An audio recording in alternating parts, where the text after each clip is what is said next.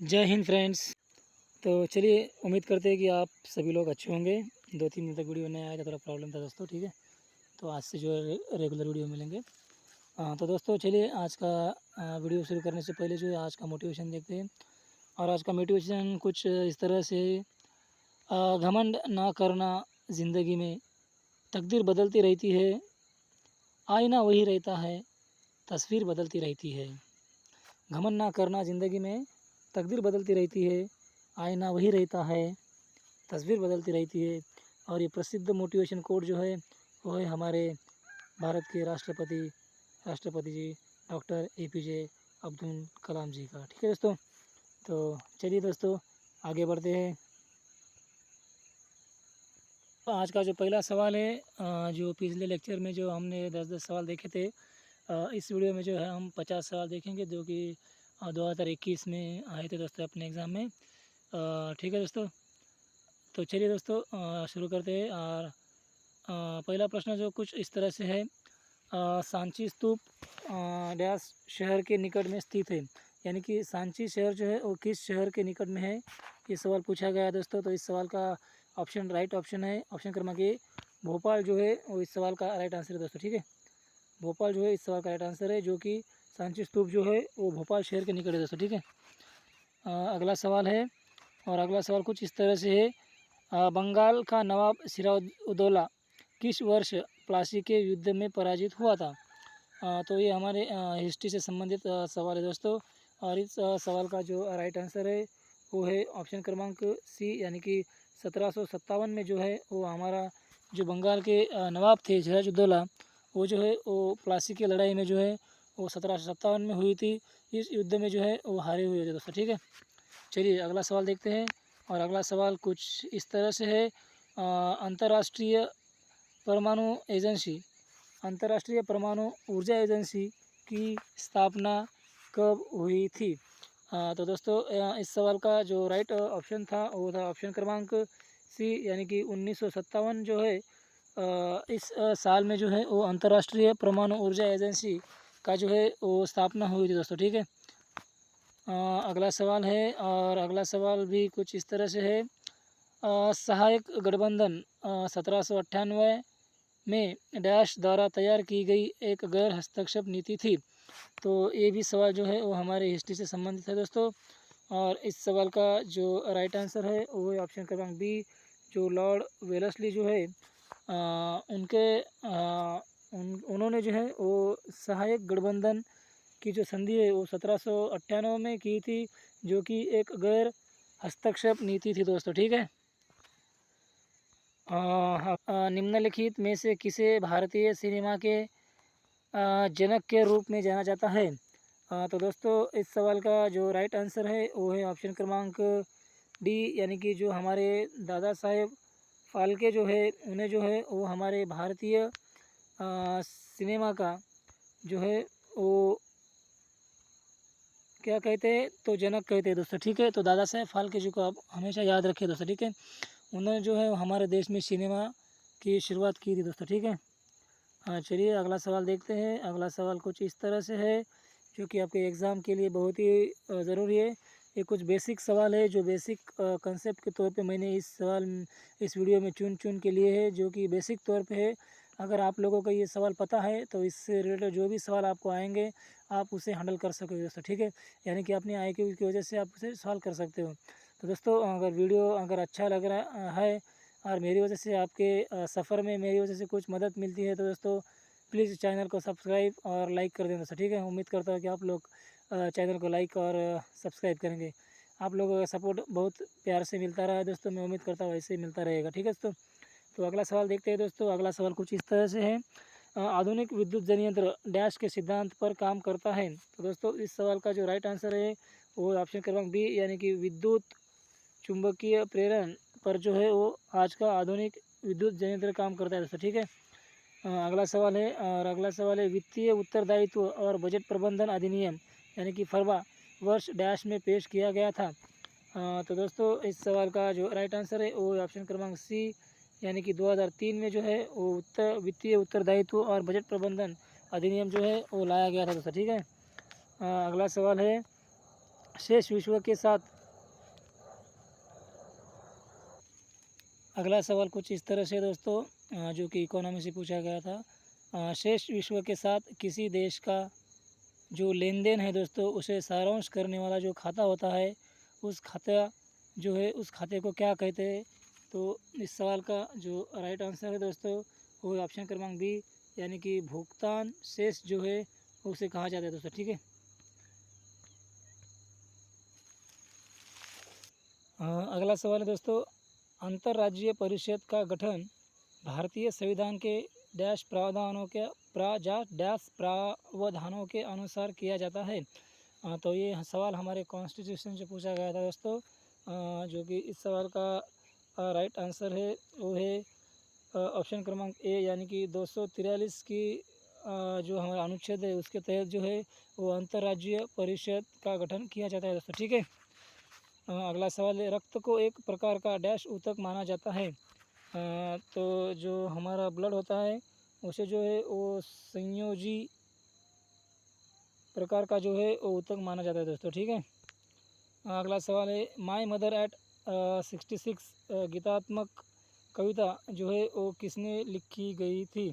तो इस सवाल का जो राइट आंसर है वो है कमला दास जी जो है, उन्होंने जो है वो माय मदर एट 66 नाम का जो गीतात्मक एक कविता लिखी हुई है दोस्तों। ठीक है।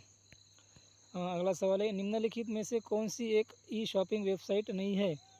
तो निम्नलिखित में से जो हमारे ऑप्शन क्रमांक सी जो है, जिसे हम ट्विटर कहते हैं, वो जो है वो एक ई शॉपिंग वेबसाइट नहीं है दोस्तों। ठीक है। एक अलग अनुशासन के रूप में माइक्रो इकोनॉमिक्स के संस्थापक पिता के रूप में किसे जाना जाता है? तो दोस्तों इस सवाल का जो राइट आंसर है वो है जॉन मेनार्ड किंग जो है, उसे जो है वो माइक्रो इकोनॉमिक्स के संस्थापक के नाम से जाना जाता है दोस्तों। ठीक है। अगला सवाल है, उस क्षेत्र का नाम क्या था जहां 1929 की महामंदी शुरू हुई थी? तो इस सवाल का जो राइट आंसर है वो उत्तरी अमेरिका जो है, वहाँ पे जो है वो 1929 में जो है वो महामंदी आ गई दोस्तों। ठीक है। सवाल क्रमांक 15, 1911 में किंग जॉर्ज पंचम और क्वीन मेरी का भारत में स्वागत करने के लिए गेट वे ऑफ इंडिया को पारंपरिक डैश शैली में बनाया गया था। तो दोस्तों इस सवाल का जो राइट आंसर है वो है ऑप्शन क्रमांक डी, यानी कि जो भारत अरबी शैली जो थी उस शैली में जो है वो gate of way of India का जो है वो मुंबई में निर्माण किया गया था दोस्तों। ठीक है। चलिए अगला सवाल देखते हैं, और अगला सवाल कुछ इस तरह से, जूनागढ़ गुजरात की गिरनार पहाड़ियाँ डैश आमों के लिए प्रसिद्ध है? तो इस सवाल का जो राइट आंसर है वो है ऑप्शन क्रमांक बी, यानी कि जो केसर आम है, इस आम के लिए जो है वो गुजरात की जो गिरनार है और जूनागढ़ जो है वो उसके लिए प्रसिद्ध है दोस्तों, केसर आम के लिए। ठीक है। अगला सवाल है, निम्नलिखित में से कौन सा एक एकल चिप आधारित उपकरण है जो अपने आप में एक पूर्ण प्रोसेसर है और अरिथमेटिक और लॉजिकल ऑपरेशंस में सक्षम है? तो जो हमारा ऑप्शन क्रमांक ए है, माइक्रो प्रोसेसर जो है वो इन सभी चीज़ों को हैंडल करता है दोस्तों। ठीक है। तो अगला सवाल है, अगला सवाल कुछ इस तरह से है, प्रथम गोलमेज सम्मेलन कब शुरू हुआ था? तो जो प्रथम गोलमेज सम्मेलन जो है वो 1930 में शुरू हो गया था दोस्तों। ठीक है। ये हिस्ट्री से भी सवाल है दोस्तों, और कहीं ना कहीं जो हमारा कॉन्स्टिट्यूशन बनने का जो सफ़र है, ये कहीं ना कहीं कॉन्स्टिट्यूशन के हिस्ट्री के बारे में भी सवाल है दोस्तों। ठीक है। तो चलिए अगला सवाल देखते हैं, और अगला सवाल कुछ इस तरह से है, कंप्यूटर के संदर्भ में स्टोरेज डिवाइस से आंकड़े प्राप्त करने या परिधीय इकाई से आंकड़े प्राप्त करने में लगने वाले समय को डैश के रूप में जाना जाता है? तो दोस्तों इस सवाल का जो राइट आंसर है वो है ऑप्शन क्रमांक डी, यानी कि जो एक्सेस टाइम है, जो कि कंप्यूटर के संदर्भ में स्टोरेज डिवाइस और आंकड़े प्राप्त करने के लिए जो टाइम लगता है उसे जो है वो एक्सेस टाइम कहा जाता है दोस्तों। ठीक है। अगला सवाल है, और अगला सवाल कुछ इस तरह से है, कृषि और आपदा निगरानी के लिए आंकड़े प्रदान करने के उद्देश्य से भारतीय प्रौद्योगिकी संस्थान कानपुर द्वारा रूपांतरित और विकसित किए गए नैनो सैटेलाइट को क्या नाम दिया गया था? ये उस वक्त करंट अफेयर्स से पूछा गया था सवाल था दोस्तों, ठीक है। तो इस सवाल का जो राइट आंसर है वो है ऑप्शन क्रमांक सी, यानी कि जो जुगनू नाम से जो है उन्होंने जो नैनो सैटेलाइट तैयार किया था, जो कि जो भी नेचुरल कैलामिटीज हुई थी उनका संरक्षण करने के लिए दोस्तों, ठीक है। अगला सवाल कुछ इस तरह से, लखनऊ कढ़ाई की किस पारंपरिक कला के लिए प्रसिद्ध है? तो जो है ऑप्शन क्रमांक डी, चिकन करी के लिए जो है लखनऊ कढ़ाई प्रसिद्ध है दोस्तों, ठीक है। अगला सवाल, भारत में परमाणु ऊर्जा गतिविधियों की निगरानी के लिए परमाणु ऊर्जा आयोग की स्थापना कब की गई थी?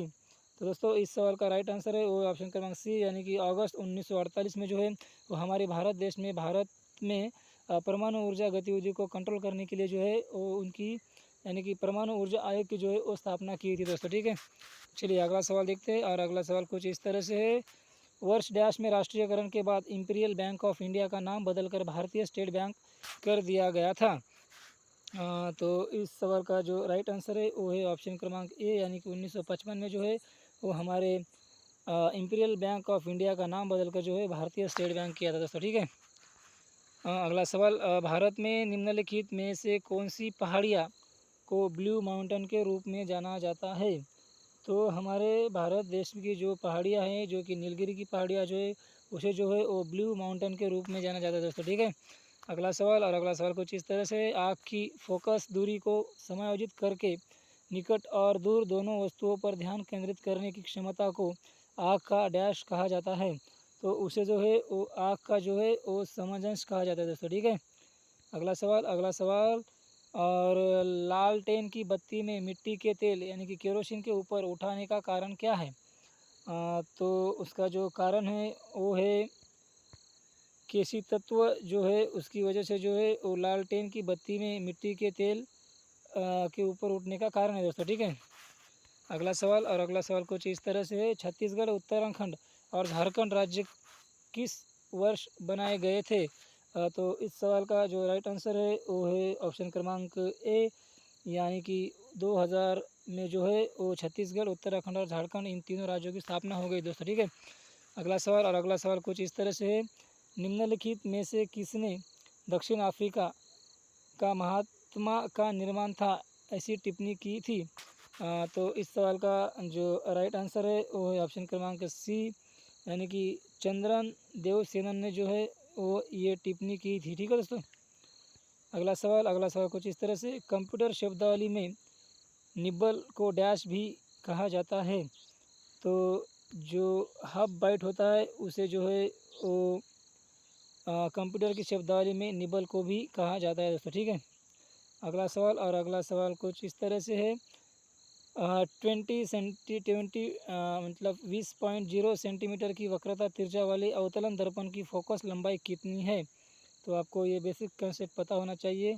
अगर 20 है तो इसका राइट आंसर जो होगा वो ऑप्शन क्रमांक डी, यानी कि 10 सेंटीमीटर जो है वो इसका राइट आंसर है दोस्तों, ठीक है।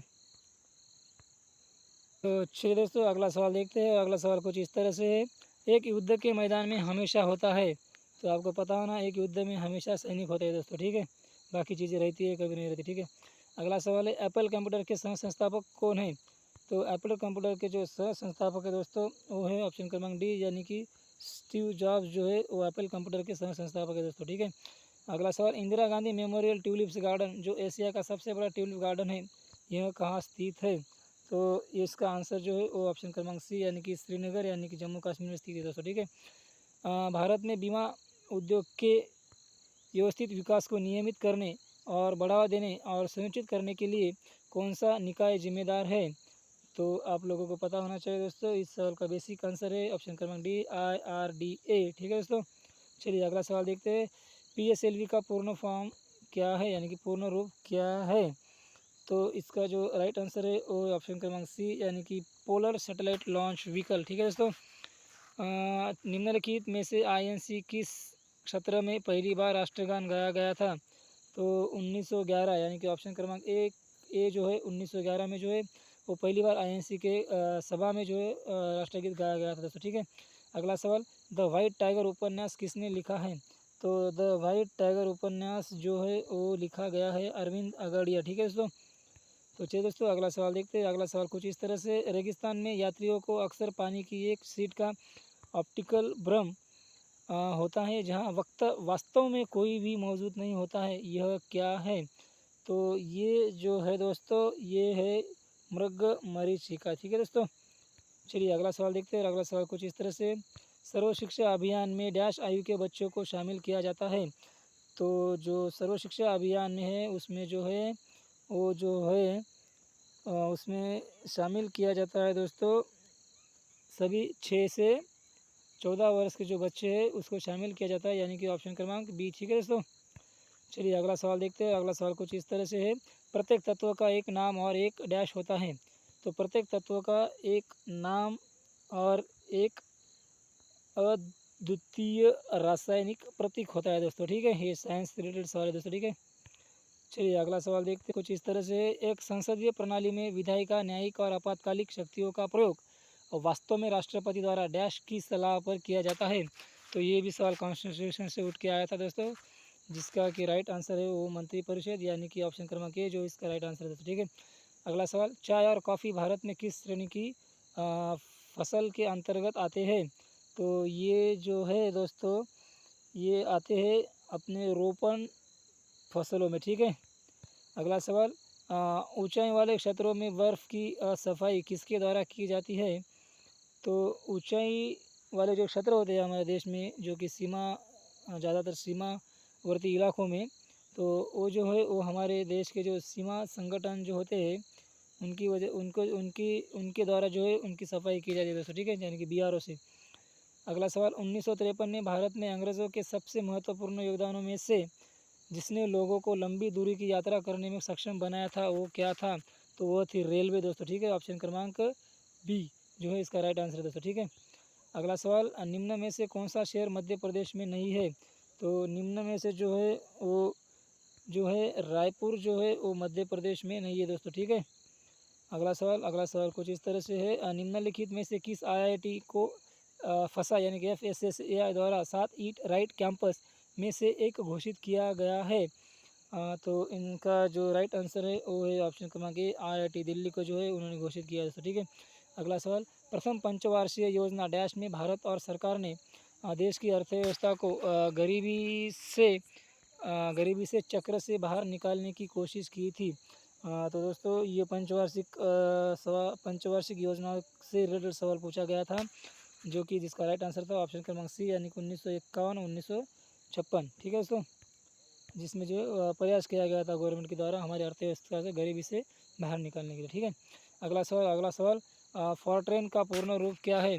तो फॉरट्रेन का पूर्ण रूप जो है वो है ऑप्शन क्रमांक डी, यानी कि फार्मूला ट्रांसलेशन। ठीक है दोस्तों, अगला सवाल कुछ इस तरह से है, कौन सा विटामिन रक्त के थक्के के लिए आवश्यक प्रोटीन और कैल्शियम को सक्रिय करता है? तो विटामिन के, जो कि ऑप्शन क्रमांक डी जो है इसका राइट आंसर है, यानी कि विटामिन के जो है वो रक्त का थक्का बनाने के लिए और कैल्शियम को सक्रिय बनाता है दोस्तों। ठीक है, चलिए अगला सवाल देखते हैं। और अगला सवाल है, सरकार का वह अंग जो मुख्य रूप से कार्यान्वयन और प्रशासन के कार्यों को देखता है वह क्या कहलाता है?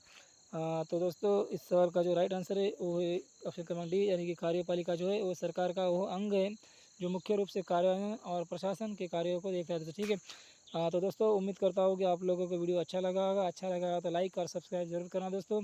और उम्मीद करता हूँ कि आप लोग इस वीडियो को अच्छी तरह से देखेंगे और अच्छी तरह से ये सवाल जो है आपके मस्तिष्क में रखेंगे, जो कि आपके आने वाले एग्ज़ाम में बहुत ही ज़रूरी है दोस्तों। ठीक है, तो चलिए दोस्तों मिलते हैं अगले वीडियो में, तब तक के लिए जय हिंद जय भारत।